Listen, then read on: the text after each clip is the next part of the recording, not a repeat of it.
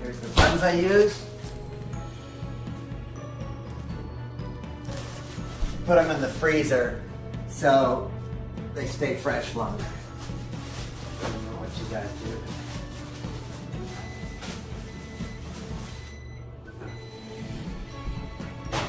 Cook this bun 10 seconds and then another 10 seconds. Well, no, 20 seconds. I'm gonna do this bun 20 seconds.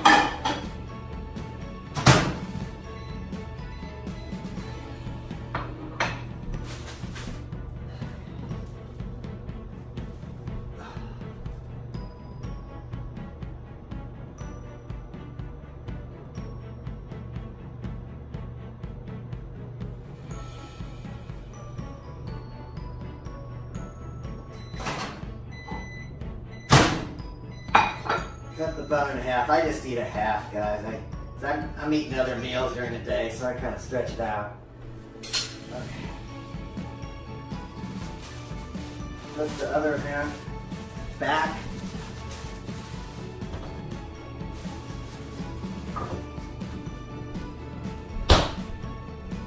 And every little thing she said to me is music to my ears. I don't know what to say.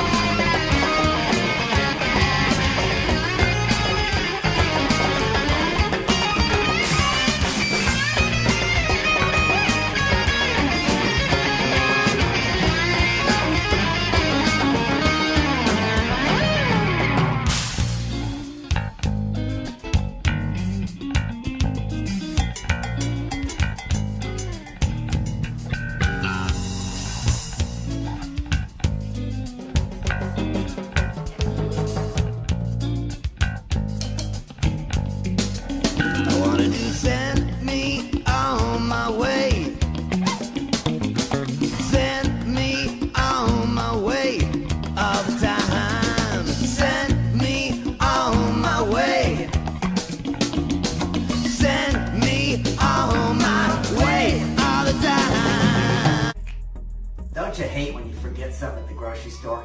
I forgot my salad mix that I always get with the almonds that I love. It's because I got a banana. I usually don't get a banana. I was over looking at those, and that distracted my mind. It's just so hard to get home from a grocery store trip with everything you wanted to get. It just seems like there's always something to forget.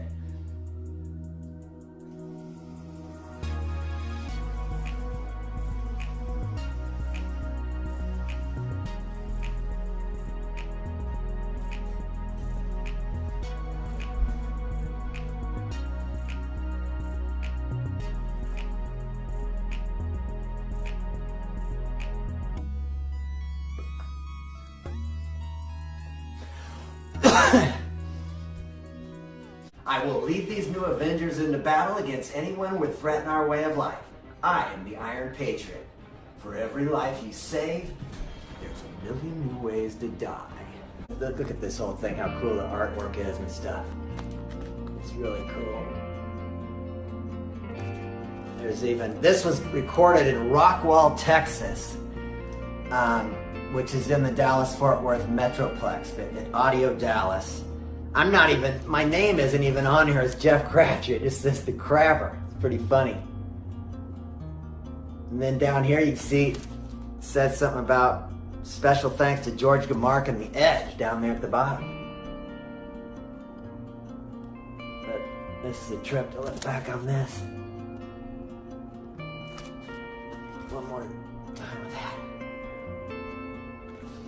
Okay, this is the picture. Let me show you what Brian looks like. Okay, this was taken at Sears in like 1991. We rolled into Sears Roebuck and took this bad boy. That's the Seafood Review, Jennifer Cobb, Mary Watson, James Falcon, right here, the saxophone player. That's Mary Watson, that's Jennifer Cobb, that's my brother Chad, he died in 2003. That's me, that's Wendy, she played percussion, Wendy Moore. There's Brian, right here, right above me, is Brian Hurley. Look at that intense look he has on his face. Okay. Showed you that right there. Here's one more picture I'm going to show you. I think this was at Greenville Bar and Grill on Greenville Avenue down in Dallas. But I think, look at this exciting photo. That's Brian on guitar. And then here you see me. I was always doing something wild, but I'm in the turban. You see my back. I'm dancing wild. And then there's Brian right there playing guitar, but there were a lot of fun memories of playing. But then in 1990 was when we came back together, and that's when Dirty Crowder came alive. Here is the beginning art that my mom did. This was on one of the first cheap cassettes we made that had like Soul Sister #9 on it, and Mailman, and an early recording of Share My Banana. Here, right there, that was something my mom drew. Now, it was just so awesome. We had these newsletters. Now, I want you guys to just imagine going back to an age when there was no internet. So I was sending, here, look at these newsletters. This was before you could just post it on the internet. I was mailing these out. Paul Heath helped me with these. He printed them up, and then we sent them, helped me send them out. We put stamps on every envelope and mailed these out. I mean, look at this one. This even has like a word puzzle. Like right here, you see, there's a question, number 3. It says, the dancing girls are the blank review. And then you got to find the answer in there, and then you turn around, you see right there on the bottom it says seafood. That was the answer. The dancing girls are the seafood review. But I mean, who does this? We were sending this out in the mail. Another newsletter right here. But this is so cool because it documents all the gigs and stuff. This one was a newsletter number 4. I'm saying, I tell, my brother Chad had caught the chicken pox. And that's why we had to cancel a gig at Club Dada on the 17th. Why didn't Crabber play? It says Chad caught the chicken pox.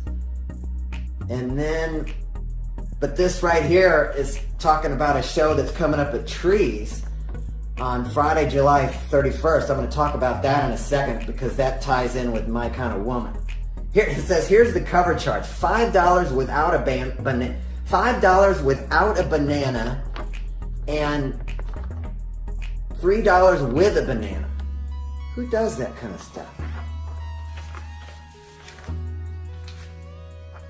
Okay, this is what I wanted to. I mean, I even had questions. People could send in questions, and I've answered them in the newsletter. This is just. I'm just a mailman. Dirty Crabber will bring you down. I'm singing rain, sleet or snow. Rain, sleet or snow. Rain, sleet or snow. Rain, sleet or snow. I said everything is so much better for when I do it right. I'm working out in every weather. I'm blowing like a kite. I'm loading up my mail truck. That's how I do it right. I'm coming to your neighborhood. I'm gonna get you high, so high. Rain, sleet or snow. I'm just a mailman. Rain, sleet or snow. I'm singing rain, sleet or snow. I'm just a mailman. Rain, sleet or snow. Did you guys see this tape that was in the very first shot before the show started? This cassette. Let me go back to the very beginning of the Dirty Crabber story. Okay, so let me remind you,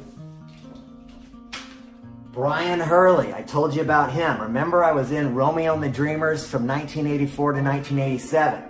This was Romeo and the Dreamers. Right here. And there's a cassette of this album that I don't even have that's a collector's item too. that was released in 1986. It has this 4 pictures of us on the front. This is a legendary album in Dallas. But one of my friends in Dallas has some of these cassettes, but I don't want to bother him to send them to me. But I'll when I go back to Dallas, I'm going to eventually get these cassettes from him, and I'd love to put it on the show. I don't know, somehow I might get one. I don't know. But if you have one of those, that is a rare find. Okay, anyway, okay, so we got back to, let's review something here. I've already shown you guys the 1992 Dirty Crabber cassette. You guys remember that? That's the white album. Then I went on and showed you the black album, the CD that came out in 93. Okay, now we're gonna go back to November of 1990. This is when I've called Brian Hurley again. This guy right here. Now keep in mind, I told you the story of how I met him in 83 at Showbiz Pizza and we started Romeo and the Dreamers. Now we had a falling out in 87 and parted ways for like 3 years until November of 1990. And here I haven't even got into, there's so much drama that goes on in bands, and me and Brian's relationship was strained, very strained, but we were also good friends. But one of the big problems was we were both in love with the same girl. This was basically both of our first loves. Her name's Sarah Port. She just really was beautiful. That's a dance we're going to, but I don't have time to tell the whole story of what happened, but just you guys know there's a lot of stuff that goes on in bands, and it's a family, and a lot of times it's dysfunctional. There's all kinds of issues going on. So when I called Brian Hurley in November of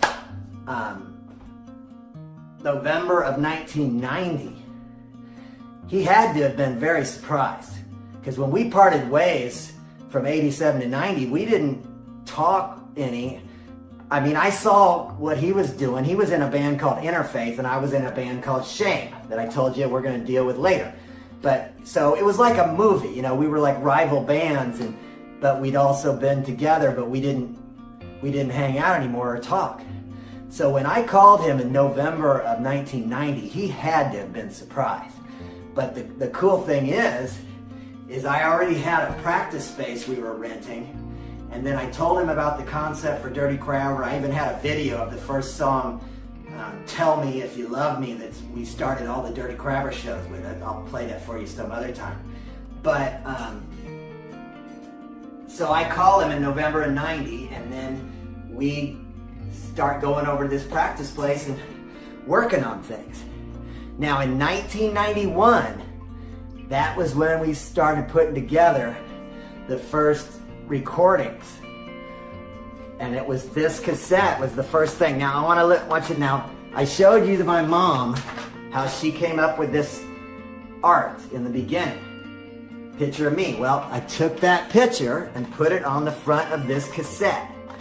Now this was made in my apartment, in my small apartment, with like a 4-track recorder. This is, look, when you look inside, this is as cheap as it comes. This is just, I just put our name on there and the number and on this cassette, and then I just copied pictures of this. And if you saw me in 1991, I was working at Bennigan's in Dallas, and I would hand them out to people there. And you might have been a stranger. If you met me in Dallas in 1991 and I thought you were cool, I would have just gave you one of these. And I've pretty much kept that philosophy all my life, because I remember I told you guys that this CD did not sell very many copies, but I didn't let that stop me. I passed out all 1,500 of them almost. I'm sure a couple hundred sold, but for the rest, basically, I was handing these out, and these I handed out free too. I basically, my whole life, I've just given music away for free, because if someone's getting off on it and enjoys it, I just love that. It doesn't matter if they give me money. I'm not saying I wouldn't love to get millions. I'm still trying to work my way into the mainstream, and who knows what's going to happen in the future. But, so I started out giving this tape. I would just give this tape to people. And people were digging it, and then I graduated into where I started putting the sticker. I'd use this thing still, but I wanted to make it look more professional on the actual cassette, so I graduated to doing that, putting the sticker on all of them. But, I mean, that picture at the beginning of this video, that was a friend sent me that picture. There's a friend in Dallas that still has, you know, one of these cassettes. So, I'm trying to think if there's anything else I want to go through. Just, I hope you guys can bear with me. There's just so much to this story. I mean, it's like I just run deep with all kinds of, and I can't even, sometimes I remember different things at different times. Okay, here we go. All right. Okay, well, I'm about to eat, and then let me tell you about what we're gonna, before we eat, I think you'll be excited to know I got something new on the menu today. I picked it up at the store this morning. Let me show you. This is black bean. Look, I haven't done these before. I mean, I did a while back, but I haven't done it on this show, and I haven't eaten these in a while. But black bean.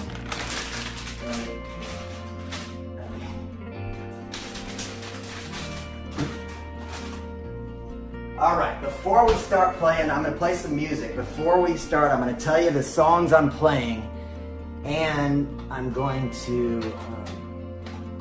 talk a little bit about it before we start here. Okay, the Dirty Crabber cassette. Look at this one. This is what I was giving out in the 1991. Just this cheap thing. I was giving it to people. Now, this really, you probably think, oh, this is going to sound terrible because it was at the very beginning. This is actually one of the best recordings we ever did, and I'm going to tell you why. Because it's the only one that I mixed. We recorded it in my apartment. My drummer was the engineer. He was on the 4-track recorder. He knew how to do that. And I remember us even, the first song I'm going to play on here is called Soul Sister Number 9. That was a very pivotal song because that was the one, I think I told this story before, where I went to an event where the famous DJ George Gamark was at, and I gave him this cheap cassette, and within a couple days, Soul Sister was already in an ad because we were going to play one of their promo events. But I mean, I didn't even, my drummer just said, oh, it's in an ad already on The Edge, which is the most popular station in town. So the first one I'm playing is that song, Soul Sister Number 9. And this, when we did this in the apartment, it was so funny because at the beginning of this, what you're going to hear is the Fat Albert voices. We used to love to do those. And I was doing two of the voices, two of the voices. I was doing the high-pitched one and the Fat Albert, going, hey, I got something to say. That's Soul Sister, man. Oh, yeah, look at Soul Sister. She looking fine. I don't remember exactly what I said, but when you hear those voices in the thing at the beginning, that's me, and then Brian was helping with some of the voices, and Chad was helping too, so, then the last thing I wanted to say about this recording is, so we all recorded in the apartment. And then we got a complaint. Somebody complained about the noise. The next day I got these papers saying I violated all these noise, ordinances or whatever. But anyway, we recorded in my apartment, then the band left. So it was my job to do the final mix. And I'm telling you what, I went on for a couple of weeks, and really, I get obsessive about things. And I just kept tweaking it. And, something that really helps is if you compare it to other recordings. If you, what I would do is my first couple of mixes, I was doing an internship then back at like this video company that did shows for the fire station and police, or they made videos, instructional videos. And see, I had a degree. I had just graduated from University of North Texas with a degree in radio television. So I was kind of thinking I was going to go down that road until I found out I did an internship at this place in '91. I found out pretty quick I didn't want to do it.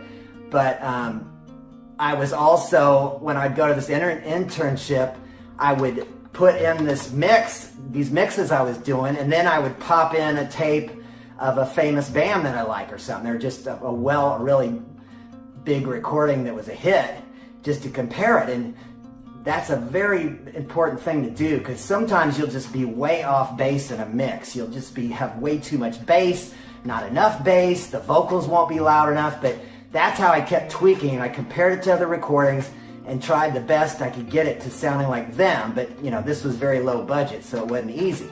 But I finally had to stop. I mean, my brother it was driving him crazy, because every time he came home, he saw me, I was just mixing and mixing.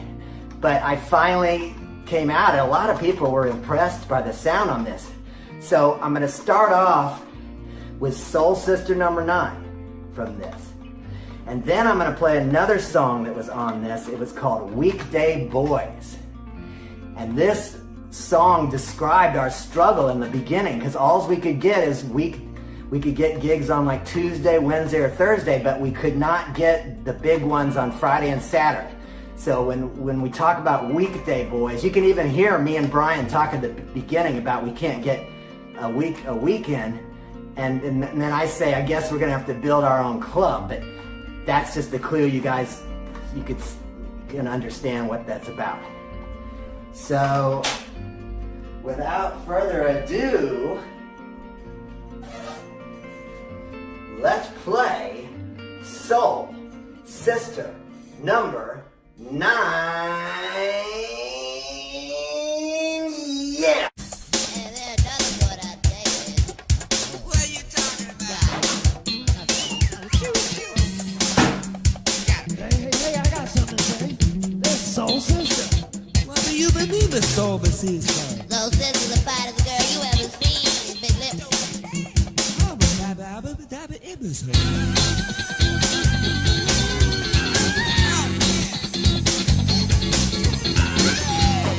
Soul Sister, boy. Play it flat out.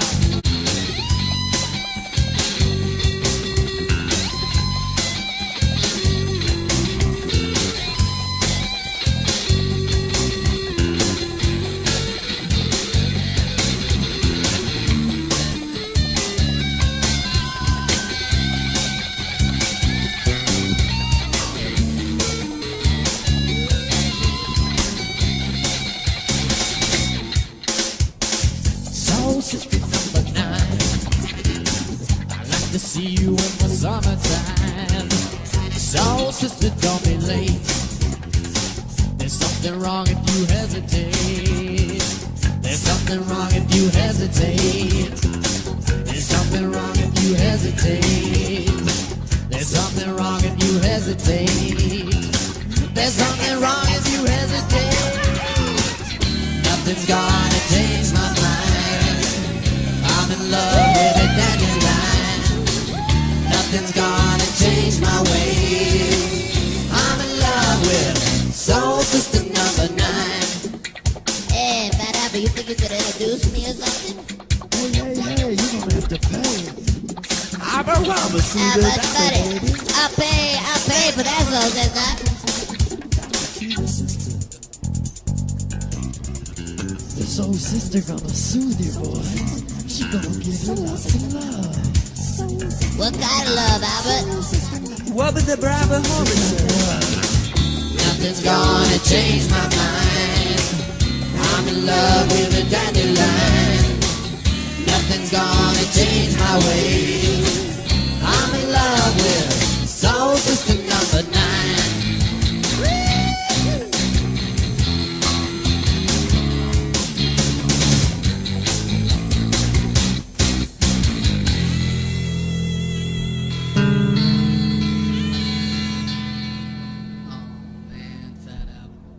Hey, that's all I got to say.